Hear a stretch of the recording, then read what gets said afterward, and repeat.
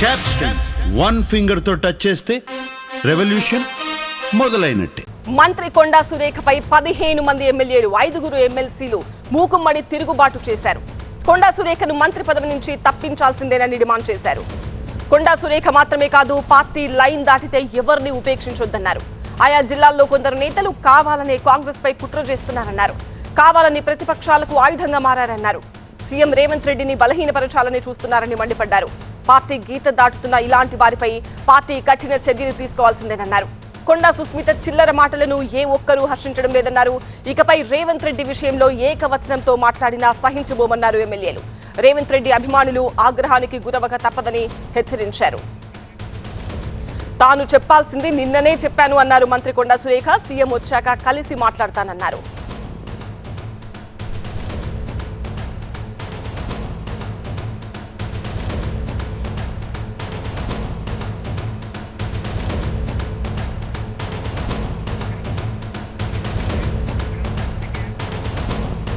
మా ప్రతినిధి ప్రభాకర్ తో మాట్లాడదాం. ప్రభాకర్, మంత్రి కొండా సురేఖపై 15 మంది ఎమ్మెల్యేలు 5గురు ఎమ్మెల్సీలు మూకుమ్మడి తిరుగుబాటు అంటే నిజంగా ఇది చాలా పెద్ద విషయం. మరి ఏం చేయబోతున్నారు? ఆమెను మంత్రి పదవి నుంచి తప్పిస్తారా, బర్తరఫ్ చేస్తారా, కొండా రాజీనామా చేస్తారా? అలాగే ఇదే స్టైల్ ఇంకా ఎవరెవరికి వర్తిస్తుంది?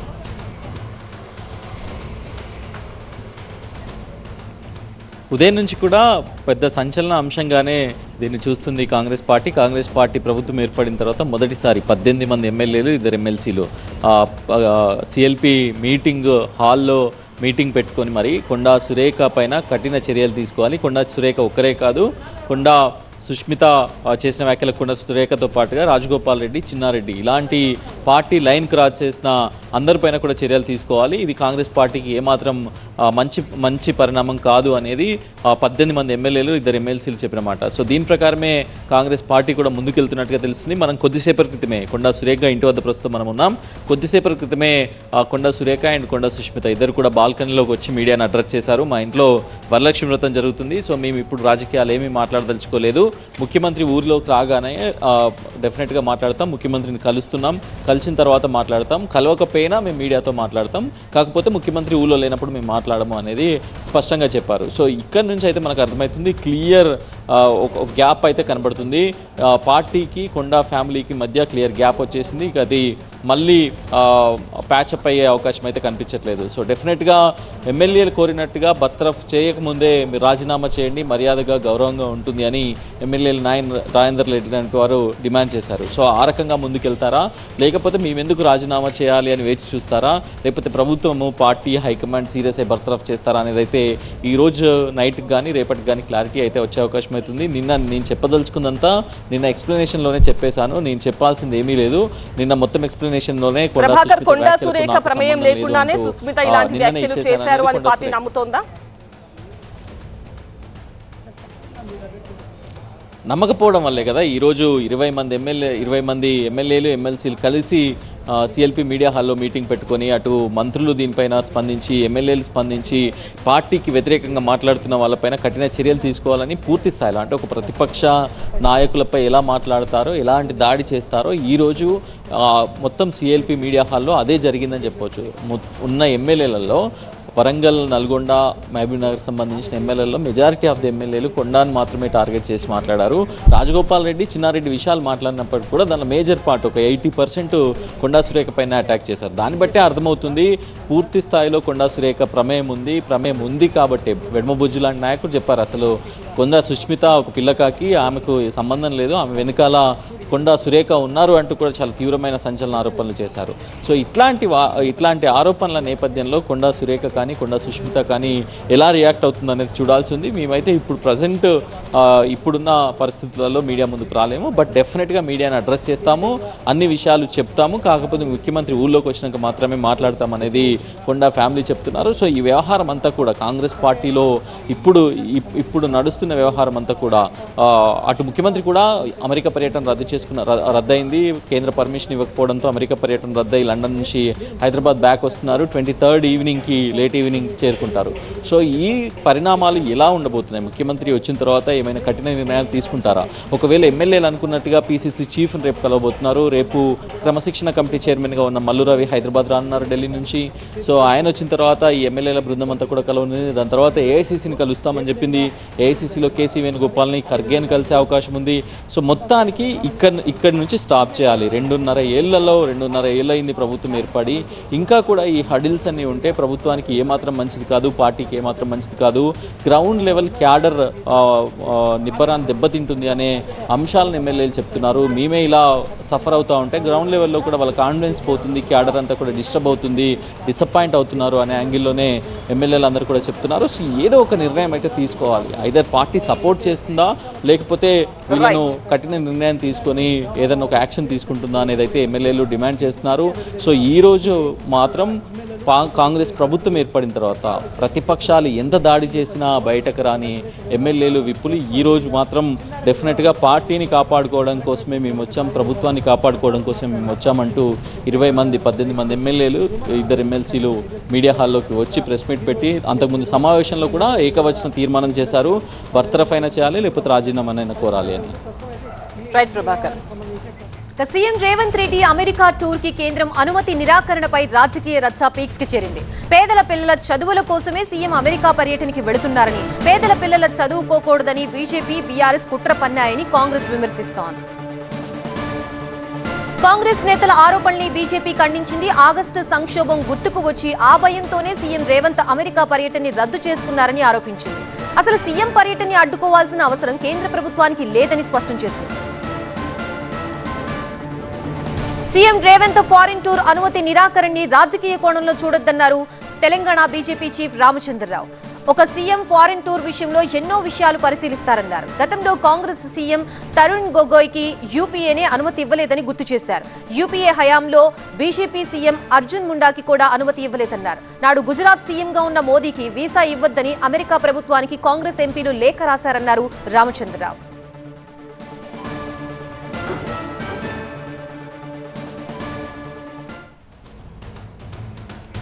రేవంత్ రెడ్డికి క్లియరెన్స్ ఎందుకు రాలేదో తమకు తెలియదన్నారు ఎంపీ అరవింద్. ఎంఐఎం నేత కూతురు పెళ్లికి వెళుతున్న విషయాన్ని రేవంత్ టూర్ స్కెడ్యూల్లో ఎందుకు పెట్టలేదని ప్రశ్నించారు. కాంగ్రెస్ లో సంక్షోభం ముదిరిందన్నారు బీఆర్ఎస్ నేత జగదీష్ రెడ్డి. సంక్షోభం నుంచి బయటపడేందుకే సీఎం టూర్ రద్దు చేసుకున్నారని ఆరోపించారు.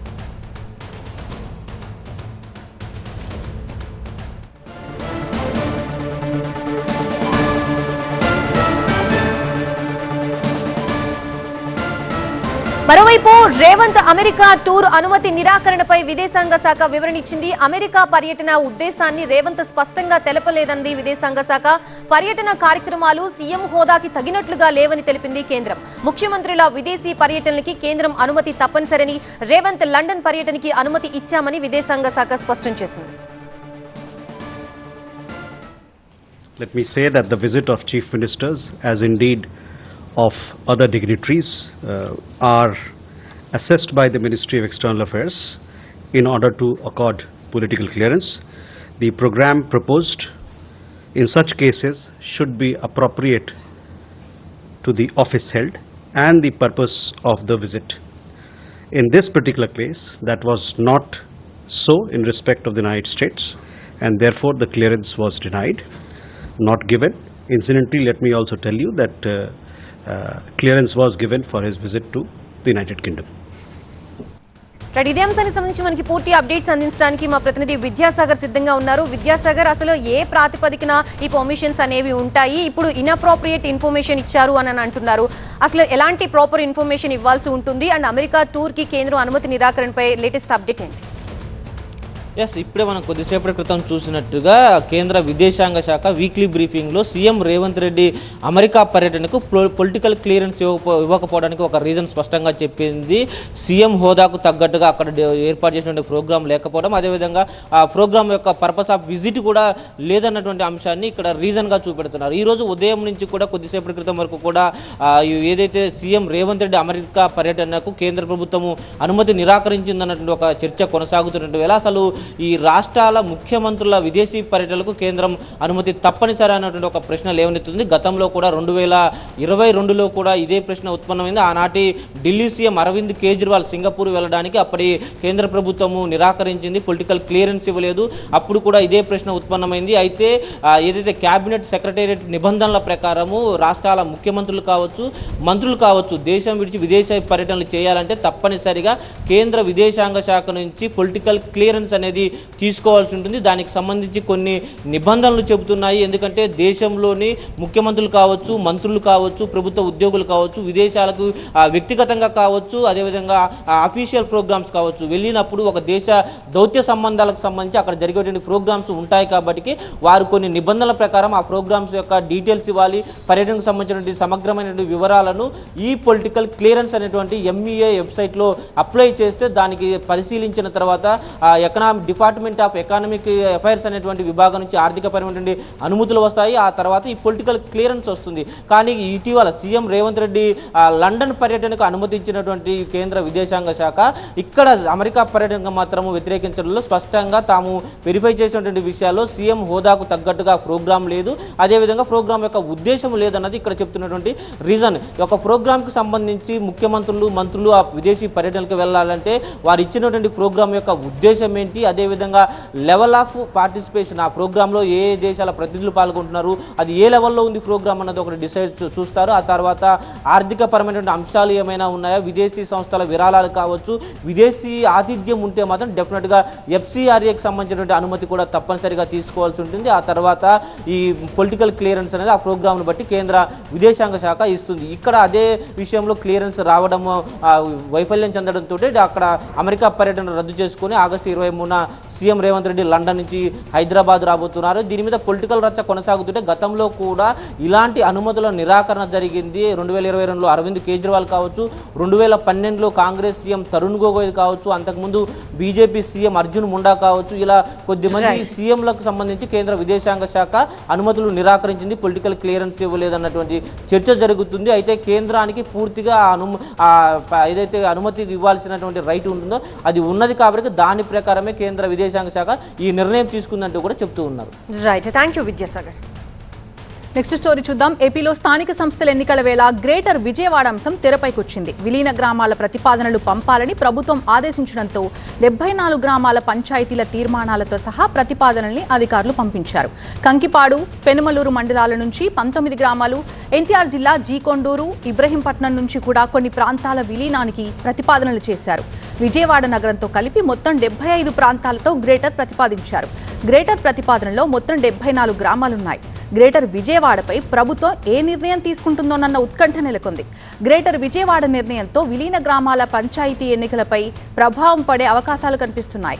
విజయవాడ కార్పొరేషన్ డివిజన్ల వివాదంపైన ఉత్కంఠ కొనసాగుతుంది. డివిజన్ల పెంపుపై ఈ నెల 28న తీర్పు వచ్చే అవకాశం ఉంది. కోర్టు తీర్పు ఆధారంగా విజయవాడ కార్పొరేషన్ ఎన్నికలకు సంబంధించినటువంటి తదుపరి ప్రక్రియ చేపట్టనున్నారు. పూర్తి అప్డేట్స్ అందించడానికి మా కరెస్పాండెంట్ శివకుమార్ లైవ్ లో ఉన్నారు. ఏపీలో స్థానిక సంస్థల ఎన్నికల వేళ మళ్ళీ గ్రేటర్ విజయవాడ అంశం తెరపైకొచ్చింది. అండ్ గవర్నమెంట్ దీనిపై ఎటువంటి డెసిషన్ తీసుకుంటుందన్న ఉత్కంఠ అయితే కనిపిస్తుంది. శివకుమార్, దీనికి సంబంధించి పూర్తి అప్డేట్స్ ఏంటి? విజయవాడ చుట్టూ కూడా ఇప్పుడు ఇదే అంశం రాజకీయ చర్చకు తెరలేపిందనే చెప్పుకోవచ్చు. ఒకవైపు స్థానిక సంస్థల ఎన్నికలు కూడా వస్తున్న నేపథ్యంలో ఈ గ్రేటర్ విజయవాడ అంశం ఇప్పుడు మరోసారి తెరపైకి వచ్చింది. ఈ నేపథ్యంలోనే రాష్ట్ర ప్రభుత్వం ఈ విలీనానికి సంబంధించినటువంటి నివేదిక ఇవ్వాలని చెప్పని ఆదేశించిన నేపథ్యంలో ఇటు BMC అధికారులు కూడా దీనికి సంబంధించినటువంటి పూర్తి నివేదికను కూడా రాష్ట్ర ప్రభుత్వానికి పంపించినట్టుగా అయితే మనకు సమాచారం తెలుస్తుంది. మొత్తం 74 గ్రామాలను అయితే విలీనం చేస్తున్నట్లుగా దీనికి సంబంధించినటువంటి నివేదికలను అయితే రాష్ట్ర ప్రభుత్వానికి కూడా ఇప్పటికే అప్పగించినటువంటి పరిస్థితి. ఇప్పటి వరకు కూడా విజయవాడ నగరంతో పాటు విజయవాడ నగరానికి ఆనుకొని ఉన్నటువంటి రూరల్ ప్రాంతాలు ఏవైతే ఉన్నాయో ఉన్నటువంటి ఆ రూరల్ ప్రాంతాలను గత కొన్నేళ్లుగా గ్రేటర్ విజయవాడలో కలపాలని చెప్పని ప్రతిపాదనలు, ప్రణాళికలను కూడా సిద్ధం చేసి ఉన్నప్పటికీ కూడా కొన్ని టెక్నికల్ ఇష్యూల వల్ల కొన్ని కేసులు హైకోర్టులో ఉన్న నేపథ్యంలో ప్రభుత్వం అయితే ఇప్పటివరకు ఎటువంటి నిర్ణయం తీసుకోలేదు. కానీ ఇప్పుడు లోకల్ బాడీ ఎన్నికలు వస్తున్న నేపథ్యంలో మరోసారి అయితే ఈ అంశం తెర మీదకు వచ్చింది. దీనికి సంబంధించినటువంటి అన్ని కూడా నివేదికలను అయితే అధికారులు ప్రభుత్వం దృష్టికి తీసుకువెళ్లారు. ప్రభుత్వం దీనికి సంబంధించి ఎలాంటి నిర్ణయం తీసుకుంటుందనేది వేచి చూడాలి. అయితే ఇటువైపు మనం గన్నవరం వైపు కనుక చూసుకున్నట్లయితే గన్నవరం మండలంలో ఉన్నటువంటి 10 మండలాలతో పాటు ఇటు ఉంగుటూరులో ఉన్నటువంటి 2 మండలాలు, మరోవైపు విజయవాడ రూరల్ ఏరియాలో అంటే రామార్పాడు నుంచి ఇటు నిర్మాణూరు, కేసరపల్లి వరకు ఉన్నటువంటి మొత్తం 8 గ్రామాలకు సంబంధించినటువంటి అన్నీ కూడా విలీనం చేయాల దిశగా అయితే రాష్ట్ర ప్రభుత్వం దీనికి సంబంధించినటువంటి నివేదికలను కూడా సిద్ధం చేసింది. మరోవైపు పెనమలూరు నుంచి కంకిపాడు వరకు కూడా విలీనం చేయాల్సినటువంటి గ్రామాలను గుర్తించి ఇప్పటికే పంచాయతీల్లో జరిగినటువంటి తీర్మానాలను కూడా ఆ నివేదికలను మొత్తం కూడా సిద్ధం చేసి అధికారులు అయితే రాష్ట్ర ప్రభుత్వానికి ఈ యొక్క నివేదికను పంపించారు. మరోవైపు ఇటు ఎన్టీఆర్ జిల్లాను కనుక చూసుకున్నట్లయితే ఇటు మైలవరం నియోజకవర్గంలో ఉన్నటువంటి మండలాలను కూడా ఈ యొక్క నివేదికల్లో చేర్చినట్లుగా అయితే మనకు సమాచారం తెలిసింది. అయితే కోర్టులో కొన్ని కేసులు పెండింగ్లో ఉన్న నేపథ్యంలో హైకోర్టు ఇచ్చేటువంటి ఆదేశాలకు అనుగుణంగా రాష్ట్ర ప్రభుత్వం అయితే నిర్ణయాలు తీసుకొని ముందుకు వెళ్లే దిశగా అయితే అడుగులు వేస్తుంది. ఈ లోకల్ బాడీ ఎన్నికలకు సంబంధించినటువంటి వ్యవహారం వచ్చిన నేపథ్యంలోనే ఇదంతా కూడా రాజకీయ చర్చ కూడా కొనసాగుతున్నటువంటి పరిస్థితులు అయితే విజయవాడలో కనపడుతున్నాయి. Over to studio. Thank you Shivakumar. Fourth exclusive వార్త, డీలిమిటేషన్ పై మళ్లీ రాజకీయ వేడి రాజుకుంది. పార్లమెంట్ ప్రత్యేక సమావేశాలు ఏర్పాటు చేయాలి అనే ఆలోచనలో ఉంది కేంద్రం. డీలిమిటేషన్, మహిళా కోటాపై సమావేశాల్లో నిర్ణయం తీసుకునే అవకాశాలున్నాయి. పార్లమెంట్ వర్షాకాల సమావేశాలు నిరవధికంగా వాయిదా పడినప్పటికీ సభని ప్రోరోగ్ చేయలేదు రాష్ట్రపతి ద్రౌపది ముర్ము. డీలిమిటేషన్ పై చెన్నైలో అమిత్ షా అధ్యక్షతన జరిగిన సదరన్ జోనల్ మీటింగ్ తరువాత పరిణామాలు వేగంగా మారిపోయాయి. లోక్సభ స్థానాల పునర్విభజనకు తమిళనాడు సీఎం విజయ్ ఓకే చెప్పినట్టు ప్రచారం జరుగుతోంది. అమిత్ షాతో విజయ్ సమావేశం తర్వాత టీవీకే స్టాండ్ మారిందని విమర్శలొస్తున్నాయి. లోక్సభ స్థానాలు 543 ఉంచాలని అసెంబ్లీలో తీర్మానం చేసిన విజయ్ సర్కార్ వైఖరి మారింది అనే విమర్శలొస్తున్నాయి. డీలిమిటేషన్తో లోక్సభలో రాష్ట్రాల ప్రాతినిధ్యం తగ్గకుండా చూడాలని మాత్రమే అమిత్ షాని విజయ్ కోరినట్టు చెప్తున్నారు. విజయ్ తీరుపై డీఎంకే విమర్శల వర్షం కురిపిస్తోంది. డీలిమిటేషన్ వ్యవహారంలో బీజేపీకి విజయ్ లొంగిపోయారని డీఎంకే నేతలు విమర్శిస్తున్నారు. టీఎంసీ, ఆప్, ఎన్సీపీ రెబెల్ ఎంపీల సాయంతో ఈసారి డీలిమిటేషన్ బిల్లు సునాయాసంగా పాస్ అవుతుంది అనే ధీమాలో ఉంది కేంద్రం. సో ఈ ప్రత్యేక సమావేశాల్లో ఏం జరగబోతోంది? డీలిమిటేషన్ బిల్లు పాస్ అవుతుందా? మరిన్ని వివరాలు అందించడానికి మా బ్యూరో చీఫ్ గోపి సిద్ధంగా ఉన్నారు. గోపి, నిజంగానే తమిళనాడు స్టాండ్ మారిందా ప్రతిపక్షాలు ఆరోపిస్తున్నట్టుగా?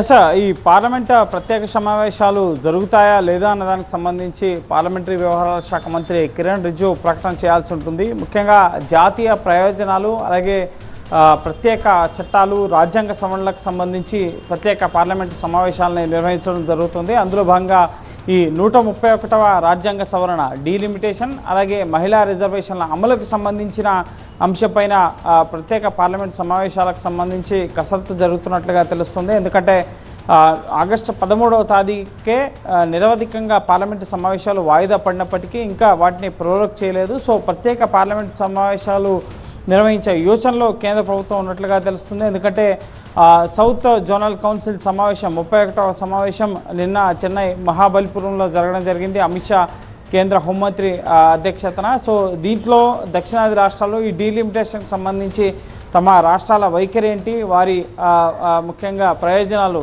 జనాభా ప్రాతిపదికన నియోజకవర్గాల పునర్విభజన నిర్దేశించినట్లయితే కనుక దానివల్ల దక్షిణాది రాష్ట్రాలకు అన్యాయం జరుగుతుందన్న విషయాన్ని అమిత్ షా దృష్టికి తీసుకెళ్లడం జరిగింది. సో ఈ విషయం వెనుక ముఖ్యంగా అమిత్ షా కూడా దక్షిణాది రాష్ట్రాలకు ఎటువంటి అన్యాయం జరగదు, ప్రస్తుతం ఉన్న రేషియోలోనే దక్షిణాది రాష్ట్రాలకు కూడా ప్రాతినిధ్యం ఉంటుంది అన్న విషయాన్ని స్పష్టం చేయడం జరిగింది. ఈ విషయంలో కొంత టీవీకే అధినేత విజయ్ మెత్తబడినట్లుగా కూడా సమాచారం వస్తుంది. సో ఈ నేపథ్యంలోనే దక్షిణాది రాష్ట్రాలకు సంబంధించి కాంగ్రెస్ పాలిత రాష్ట్రాల ముఖ్యమంత్రి ఎలాగూ ఈ విషయాన్ని వ్యతిరేకిస్తున్నారు. కానీ ఇటు కూటమి ప్రభుత్వం ఏపీ నుంచి కానీ ఇటు నార్థన్లో ఉన్న బీజేపీ పాలిత రాష్ట్రాలు, అలాగే శిరోమణి అకాలీదళ్ ఇటువంటి పార్టీలు ఈ డీలిమిటేషన్కి, మహిళా రిజర్వేషన్లు వెంటనే అమలు చేయాలన్న విషయాన్ని మద్దతు ఇస్తున్న నేపథ్యంలో సో ప్రత్యేక పార్లమెంటు సమావేశాలను నిర్వహించి ఈ బిల్లుని ఆమోదింపజేసుకోవాలని చెప్పి కేంద్రం భావిస్తుంది. అయితే ఇప్పటికే పార్లమెంట్ వర్షాకాల సమావేశాలు నిరవధికంగా వాయిదా పడిన నేపథ్యంలో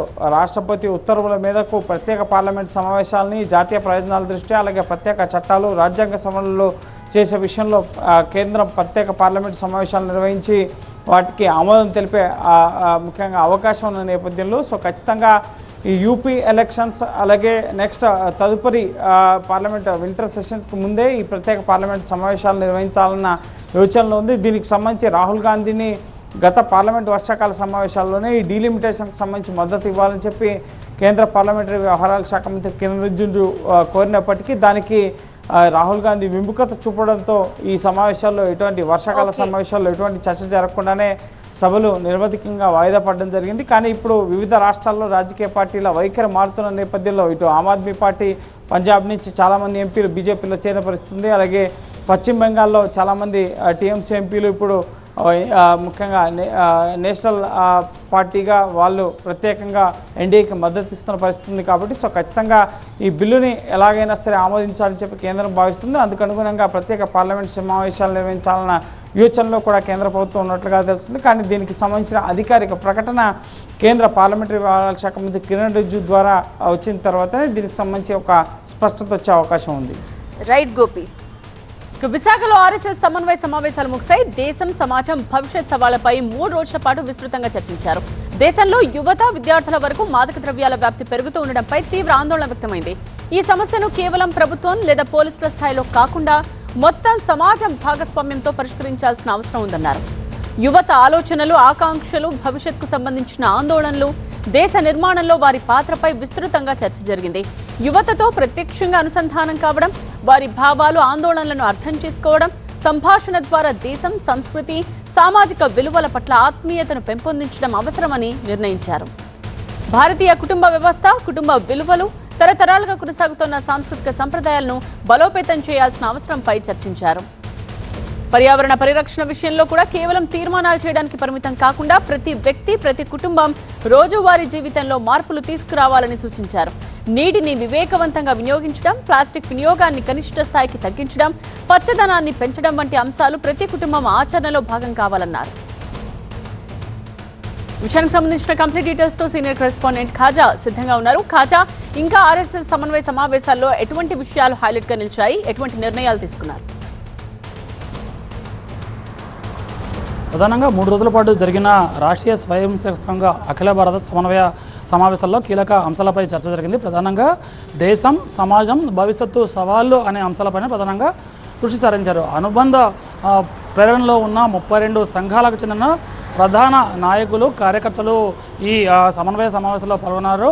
ఆర్ఎస్ఎస్ చీఫ్ మోహన్ భగవత్ అధ్యక్షత వహించిన ఈ సమావేశాల్లో బీజేపీ జాతీయ అధ్యక్షుడు నవీన్ సహా దాదాపుగా 306 మంది ప్రతినిధులు, అందులో 49 మహిళలు కూడా పాల్గొన్నారు. ప్రధానంగా ఆర్ఎస్ఎస్ ప్రేరిత పనిచేసిన 32 సంస్థలు ఏవైతే ఉన్నాయో వాటి కార్యకలాపాలు విస్తృతపరచడం, దీంతోపాటు వారి సంఘాల మధ్య సమన్వయం చేయడంతో పాటు దేశ నిర్మాణంలో కీలక భాగస్వామ్యం కావడం, వాటిలో యువతను ప్రధానంగా సమన్వయం చేసుకుంటూ ముందుకెళ్ళడం, యువత ఆలోచనలు, ఆకాంక్షలకు అనుగుణంగా దేశ భవిష్యత్తు వారిపైనే ఆధారపడి ఉంది కాబట్టి వారి ఆందోళనలు, భవిష్యత్తు ఆందోళన నేపథ్యంలో వారిని సమన్వయం చేసుకుంటూ ముందుకెళ్లాలని ఒక కీలకమైన చర్చ అయితే జరిగింది. దీంతోపాటు ఆ పర్యావరణం అంటే పంచపరివర్తనలో భాగంగా పర్యావరణం, దీంతోపాటు భారతీయ కుటుంబ వ్యవస్థ విలువలు అంటే సమాజంలో విలువలు అనేది పెంపొందించడం, తరతరాలుగా వస్తున్న భారతీయ సాంప్రదాయం విలువలను సమాజంలో పెంపొందించి తద్వారా భారత నిర్మాణంలో కీలక పాత్ర పోషించేలా, అందరినీ భాగస్వామ్యం చేసేలా ప్రత్యేకంగా ఒక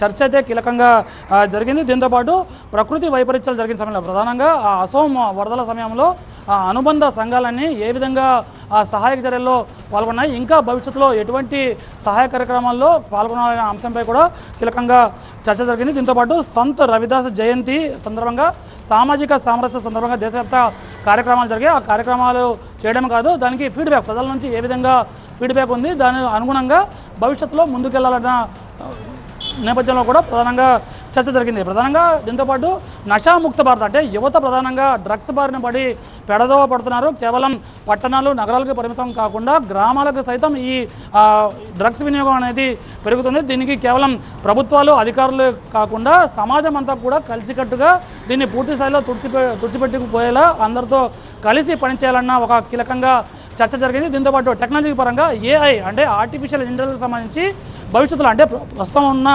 అనుకూల అంశాలతో పాటు భవిష్యత్తులో వచ్చే ప్రతికూల అంశాలను పక్కన పెడుతూ దానికి ఏ విధంగా మలుచుకొని వినియోగించుకోవాలన్న దానిపై కూడా ప్రత్యేకంగా ఒక ప్రజెంటేషన్ కూడా జరిగింది. దీంతోపాటు కార్యాచరణను విస్తృతపరచడం అంటే ఆర్ఎస్ఎస్ అనుబంధ సంఘాలని కూడా ప్రపంచవ్యాప్తంగా అంటే ప్రపంచంలోనే ఎక్కడ హిందువులు ఉన్నా సరే వారందరినీ ఐక్యం చేయడం, దీంతోపాటు అనుబంధ సంఘాలన్నీ కలిసి హిందువులు ఐక్యం చేయడమే లక్ష్యంగా పనిచేయాలని ప్రధానంగా ఆ చర్చ జరిగింది. దీంతోపాటు భవిష్యత్తు కార్యాచరణ కూడా ప్రత్యేకంగా దీంట్లో చర్చ జరిగింది. దీంతోపాటు 100 ఏళ్ల ఈ ఆర్ఎస్ఎస్ ఏడాది సందర్భంగా ఆర్ఎస్ఎస్ చీఫ్ మోహన్ భాగవత్ ఈ నెలలోనే యుఎస్తో పాటు కెనడాలో కూడా పర్యటించబోతున్నారు. ఈ సందర్భంగా కూడా ప్రత్యేకంగా చర్చ జరిగింది. ఆయా ప్రాంతాల్లోని హిందువులతో కలిసి ఆయా ప్రాంతాల్లో ఉన్న హిందువులను మమేకం చేయడం, దీంతోపాటు భారతీయ కుటుంబ వ్యవస్థ భారతీయ విలువలను ప్రపంచవ్యాప్తంగా ఉన్న హిందువులకు పంచాలి, తద్వారా భారతీయ విలువలను పరిరక్షించాలి, అలాగే పర్యావరణం పరిరక్షించాలని ప్రధాన ఎజెండాగా ఈ 3 రోజుల సమావేశాలు అనేది జరిగాయి. రైట్ ఖాజా.